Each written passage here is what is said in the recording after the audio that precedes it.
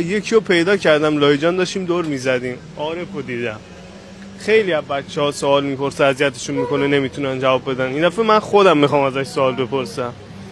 داداش تو 15 ثانیه وقت داری بگی این تصویری که داری میبینی چیه؟ این چیه؟ کبریته؟ نه کبریتیه. نه کبریت نیست. راهنمایی نمی‌کنی تو چه دسته ایه؟ نه راهنمایی کنم معلوم میشه آخه. خوردنیه تقریبا. خوردنی داشت، این مونده است، این کجا شبیه خوردنیه؟ خوراکی هیچ ایده ای ندارم. تو خودت به هوش چند میدی از افتاده؟ من که 10 داشت زیر 10 اصلا راه ندارم. آقا دیگه گنده‌شونو گیر آوردم نتونست جواب بده دیگه. بچه‌ها شما بهش یاد بدین این چیه. ولی